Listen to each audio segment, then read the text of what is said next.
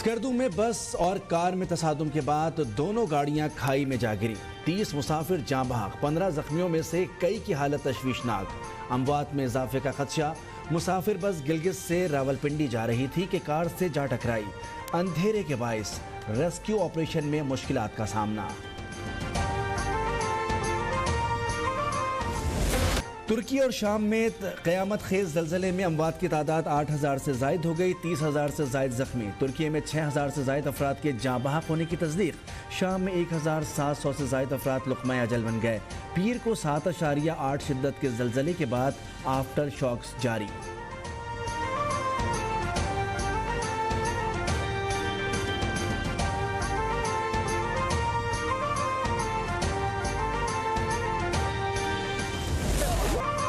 زلزلے سے زمیں بوس عمارتوں کے ملبے میں زندگی کی تلاش۔ ملبے تلے دبے بچوں اور خواتین کی چیخوں اور التجاؤں نے دل دہلا دیے۔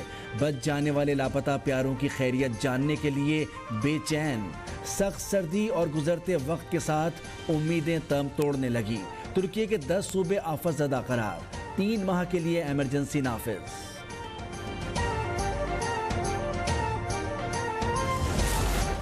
عالمی ادارے صحت نے ترکی اور شام میں 40,000 سے زائد اموات کا خدشہ ظاہر کر دیا۔ ابتدائی رپورٹس کے مطابق 2,30,00,000 لوگ متاثر ہوئے۔ بہت سے علاقوں تک تاحال ریسکیو ٹیموں کی رسائی ممکن نہیں ہوئی۔ ملبے تلے دبے لوگوں کو ویڈیوز اور واٹس ایپ اور لائیو لوکیشن بھیج رہے ہیں۔ امدادی کارروائیوں کے باعث وزیر اعظم شہباز شریف کا آج دورہ ترکی ملتوی۔ ترکی کے زلزلہ متاثرین کے لیے وزیر اعظم ریلیف فنڈ قائم۔ وزیر اعظم کی عوام سے ترک بھائیوں کی بھرپور مدد کی اپیل۔ وفاقی کابینہ کا ترک عوام سے اظہار یکجہتی۔ وزراء کا 1 ماہ کی تنخواہ زلزلہ متاثرین کو عطیہ کرنے کا اعلان۔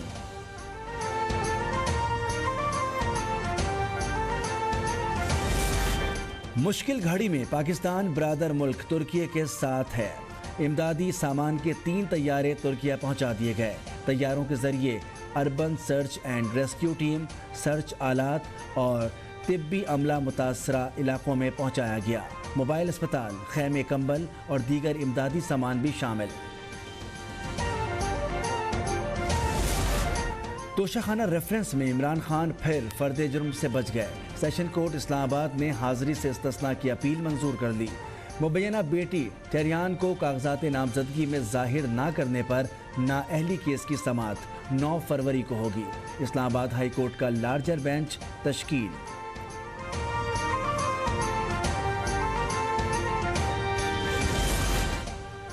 جیل بھرو تحریک کی دھمکی کے بعد عمران خان کی قلعہ بازیاں۔ تحریک کو انتخابات سے مشروط کرنے کے بعد اب آئینی ماہرین سے رائے طلب کر لی۔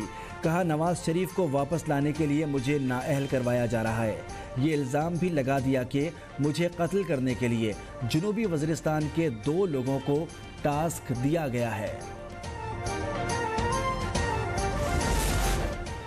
عمران کے 2 ہی کام ہیں، بھاگنا اور چھپنا۔ کب تک تاخیری حربے استعمال کریں گے؟ عطا تارڑ کا سوال۔ عدلیہ سے روزانہ کی بنیاد پر ٹرائل کی اپیل۔ کہا یہ کیس کو منطقی انجام تک پہنچنے سے روک رہے ہیں۔ جیل بھرو تحریک در حقیقت عدالت سے استثناء لینے کی درخواست ہے۔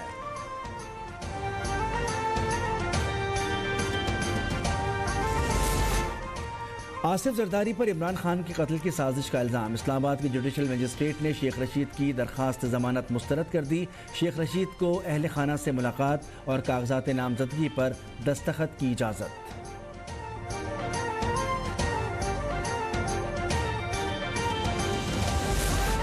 وزیر خزانہ اسحاق ڈار سے عالمی بینک کے ریجنل ڈائریکٹر کی ملاقات۔ معاشی استحکام کے لیے عالمی بینک کی مکمل حمایت کی پیشکش۔ ملکی معاشی چیلنجز سے نمٹنے کے لیے حکومت پاکستان کی کوششوں کو سراہا۔ وزیر خزانہ کا سیلاب متاثرین کی بحالی کے لیے کوششوں پر عالمی بینک سے اظہار تشکر۔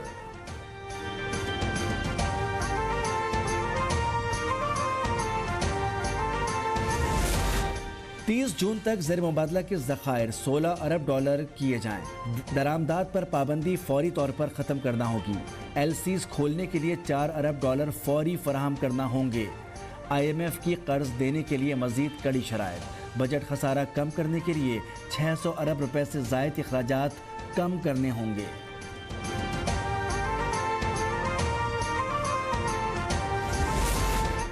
پاکستان سے روزانہ $50 لاکھ کی افغانستان اسمگلنگ سے معیشت کو بڑا نقصان پہنچ رہا ہے۔ بلومبرگ کی رپورٹ میں انکشاف۔ امریکی جریدے کے مطابق یہ اسمگلنگ طالبان حکومت کی لائف لائن ہے۔ افغان کرنسی 12 ماہ میں طاقتور اور پاکستانی روپیہ گرتا چلا گیا۔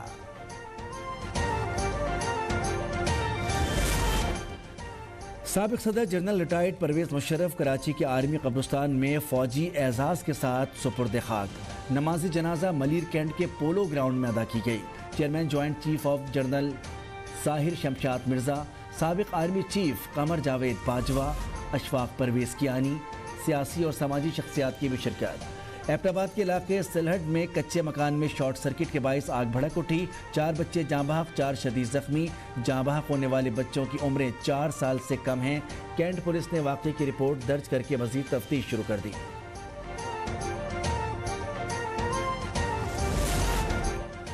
خیبر پختونخوا، بالائی پنجاب اور گلگت بلتستان میں بارش اور برفباری کے بعد سردی کا یو ٹرن۔ محکمہ موسمیات کی جانب سے مزید بارش اور برفباری کی پیش گوئی۔ سب سے کم درجہ حرارت Leh -10، Kalam -9 degree centigrade record.